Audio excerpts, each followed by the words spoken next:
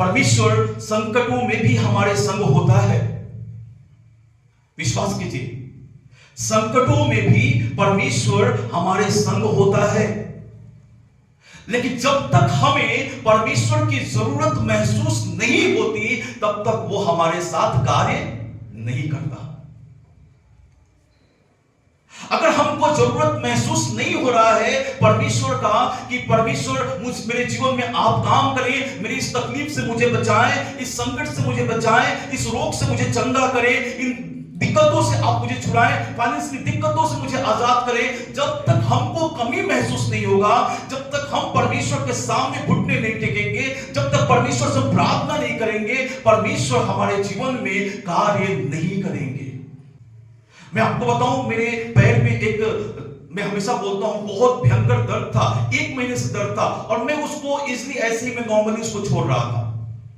मैं उसको छोड़ रहा था कि कोई बात नहीं, अपने से ठीक हो जाएगा, अपने से ठीक हो जाएगा। लेकिन वो दर्द बढ़ता गया, बढ़ता गया, बढ़ता गया, और इतना भयंकर दर्द हो गया कि मैं बैठ के प्रार्थना नहीं कर पा रहा था। लेकिन एक दिन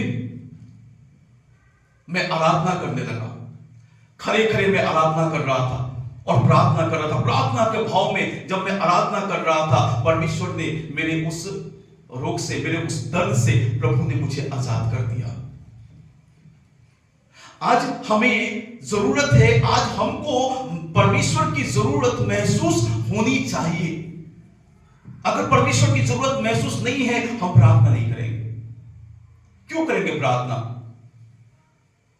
जब हमको जरूरत महसूस नहीं होता? आज मैं आपको बताऊं कि प्रभु के पास रहने के बावजूद भी, यीशु के चरणों में आने के बावजूद भी, संगति में आने के बावजूद भी यीशु के साथ लोग नहीं होते। जब नहीं होते, प्रार्थना का जीवन नहीं होता, वचन का जीवन नहीं होता। जब ऐसा जीवन नहीं होता तो परमेश्वर, इससे पता चलता है कि परमेश्वर की हमें जरूरत नहीं है ना, परमेश्वर की हमें जरूरत नहीं है। जब जरूरत पड़ेगा, जब हमारी समस्याएं बहुत जब विकट हो जाएंगी, तब मैं प्रभु के सामने प्रार्थना कर लूंगा।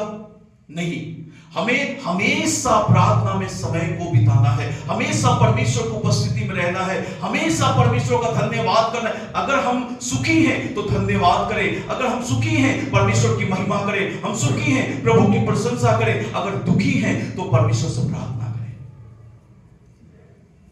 और किसी ने कहा, बहुत बेहतर एक बात को कहा कि हम दुख का इंतजार क्यों करें, हम दुख आने का इंतजार क्यों करें, तब हम प्रार्थना करेंगे। जब दुख आएगा तब प्रार्थना करेंगे। क्यों नहीं हम प्रार्थना करें कि दुख ना आए, है ना? क्यों नहीं हम प्रार्थना करें कि दुख ही हमारे जीवन में ना आए। हमें जरूरत है कि हमेशा परमेश्वर के उपस्थिति में हम लोग खड़े हों, परमेश्वर की उपस्थिति में बैठे। प्रभु के लोग परमेश्वर की उपस्थिति में हमेशा बैठते थे, हमेशा प्रभु की उपस्थिति में रहते थे। समस्याएं एक पल के लिए अगर उनके जीवन में आ भी गई तो उनको छू नहीं पाती थी। कल मैं एक वीडियो देख रहा था, एक छोटा सा क्लिप था, किसी ने बनाया था, फेसबुक पे डाला था। तो उसमें दो लड़के हैं और दोनों लड़के चल रहे हैं। एक लड़का बिना प्रार्थना का चल रहा है और एक लड़का आत्मा में प्रार्थना करते हुए, है ना, आत्मा में प्रार्थना करते हुए वो प्रार्थना करते हुए चल रहा है। शैतान आ रहा है और एक लड़के को पूरी तरह से वो दबोच लेता है और उसके ऊपर भी हाथ डालने की कोशिश कर रहा है। तो प्रार्थना का प्रभाव इतना है, अभिषेक उसके ऊपर इतना है, जैसे वो टच कर रहा है तो वो तुरंत जल जा रहा है। प्रार्थना जब हम करते हैं, अभिषेक से हम भरते हैं, प्रभु की उपस्थिति में बैठते हैं, हम अभिषेक से भरते हैं। बिना प्रार्थना का हमारा जो जीवन है वो कभी भी अभिषिक्त नहीं होगा, कभी भी परमेश्वर का अभिषेक से नहीं भरेगा और हमारे जीवन में कभी भी शैतान एंट्री मार सकता है, कभी भी वो आ सकता है। लेकिन एक प्रार्थना करने वाले व्यक्ति के जीवन में शैतान कभी एंट्री नहीं मार सकता, उसको छू नहीं सकता, क्योंकि अभिषेक उसके ऊपर है, परमेश्वर का आत्मा का अभिषेक है, जिस कारण से शैतान उसको छू नहीं सकता है। हालेलुया। समझ रहे मेरी बात को? अय्यूब को क्या शैतान छू सकता था जब तक परमेश्वर परमिशन नहीं देता? क्यों? क्योंकि अय्यूब का जीवन प्रार्थनामय जीवन था या नहीं था? इसलिए शैतान परमिशन ले रहा है कि प्रभु आप मुझे उसकी परीक्षा करने के लिए आप एक बार अलाउ करें, तब देखिएगा वो आपकी बुराई करेगा। लेकिन ऐसा नहीं हो पाया। उसमें भी अय्यूब ने बुराई नहीं किया। जब परमेश्वर ने अपने अभिषेक को हटाया, अपने उपस्थिति को जब हटाया, तब शैतान जाता है, क्योंकि परमेश्वर के अभिषेक को शैतान टच नहीं कर सकता। इस बात को याद रखिए, परमेश्वर के अभिषेक को शैतान टच नहीं कर सकता। अभिषेक इतना भयंकर है कि उसको जलाकर राख कर देगा। अभिषेक इतना भयंकर है, आत्मा का अभिषेक इतना भयंकर है कि शैतान टच नहीं कर सकता है, वो जल जाएगा। अभिषेक क्या है? एक आग है, और आग में कौन हाथ डालेगा? अब सोचिए, अय्यूब के चारों तरफ आग था, जो परमेश्वर ने बाड़ी को बांधा था वो एक आग था, वो अभिषेक एक आग था जो शैतान उसको लांग नहीं सकता, उसमें घुस नहीं सकता है। जानता है कि मैं जल के राख हो जाऊंगा। समझे मेरी बात को? लेकिन जैसे परमेश्वर ने उस आग को हटाया, मैं कह सकता हूं अब आग, जैसे उस आग को हटाया तब शैतान चला जाता है उसकी परीक्षा लेने के लिए। Hallelujah, hallelujah. समझ रहे हैं? मैं सबको समझाना चाहता हूं, बड़े से लेके बच्चों तक को मैं सबको समझाना चाहता हूं, बच्चों को भी प्रार्थना करने की जरूरत है।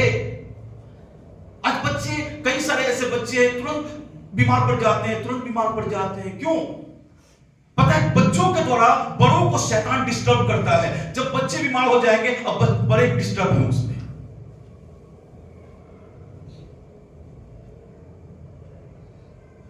बच्चों को भी हमें प्रार्थना करना सिखाना है।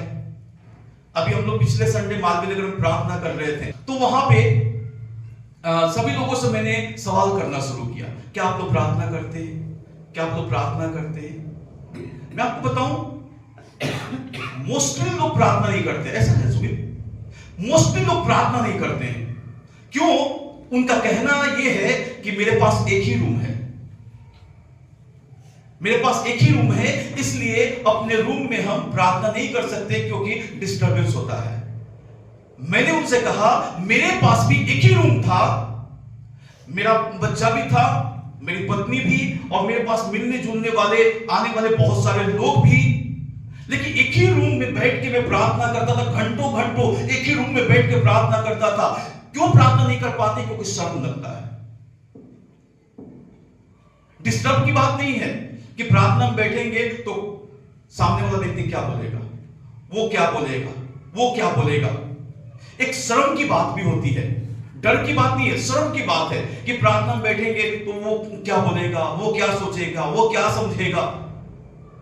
लेकिन जब आप स्पिरिचुअल होते हैं, जब आत्मा में होते हैं, तो आपको किसी से कोई भी शर्म नहीं आता, किसी से कोई डर नहीं लगता, किसी से कोई भय नहीं लगता। आप बेधड़क परमेश्वर की उपस्थिति में जाते हैं। मैं आप लोगों को बताना चाहता हूं कि मेरे पास जब रूम नहीं था, मैं अपनी मौसी के पास रहता था और मैं बाहर सोता था, घर के बाहर सोता था। बीच में एक ग्राउंड था, घर के आगे छोटा सा एक ग्राउंड था, तो मैं वहीं पे रूम से बाहर निकल के मैं अपना बिस्तर लगाता था और बाहर में सोता था। पता है क्यों? रात में मैं उठ के प्रार्थना करता था। उसमें भी लोग अगर ज्यादा समय तक जगे रहेंगे तो रात में मैं 2 बजे रात में उठ करके, 3 बजे रात में उठ करके मैं पार्क में चला जाता। पास में एक पार्क था, पार्क में चला जाता था और पार्क में जाकर के मैं वहां पे घंटों घंटों प्रार्थना करता था। देखिए, एक्सक्यूज परमेश्वर नहीं चाहता। हमारे पास बहुत सारे ऑप्शन हैं प्रार्थना करने के लिए, आराधना करने के लिए, प्रभु की महिमा करने के लिए, ढेर सारे ऑप्शन हैं। हमें अपने आप को तैयार करना है, हमें अपने आप को उस तरीके से अपने आप को तैयार करना है कि हम कैसे परमेश्वर की आराधना कर सकते हैं, कैसे परमेश्वर की उपस्थिति में जा सकते हैं। अपने आप को हमें उस तरीके से परमेश्वर के सामने लेकर के आना है। जब हम एक्सक्यूज देते हैं परमेश्वर को, तो प्रभु को अच्छा नहीं लगता। प्रभु मेरे घर में एक ही रूम है, मैं कैसे प्रार्थना करूं? आपके पास वो भी तो रूम है, मेरे पास तो रूम ही नहीं था, मैं बिना रूम का था, मैं बाहर सोता था और मैं पार्क में जाकर प्रार्थना करता था। चाहत बड़ी चीज है, जुनून बहुत बड़ा चीज है, और परमेश्वर उसी चीज को देखते हैं, इस व्यक्ति के अंदर प्रार्थना करने की जुनून है कि नहीं, इस व्यक्ति के अंदर प्रार्थना करने की चाहत है कि नहीं, ये व्यक्ति के अंदर आराधना करने का चाहत है कि नहीं। परमेश्वर हमारे अंदर एक चाहत को देखते हैं। हालेलुया, समझ रहे हैं? हमें परमेश्वर की उपस्थिति में जाना है, तब परमेश्वर हमारी प्रार्थना को सुनेंगे, तब परमेश्वर हमारे जीवन में कार्य करेंगे। बाइबल साफ साफ बताती है, जब वह मुझको पुकारे तब मैं उसके संग रहूंगा, तब मैं उसकी सुनूंगा, और संकट में मैं उसके संग रहूंगा, और मैं उसको बचाकर उसकी महिमा बढ़ाऊंगा। परमेश्वर चाहते हैं कि हम लोग परमेश्वर को पुकारें, प्रभु की उपस्थिति में आए,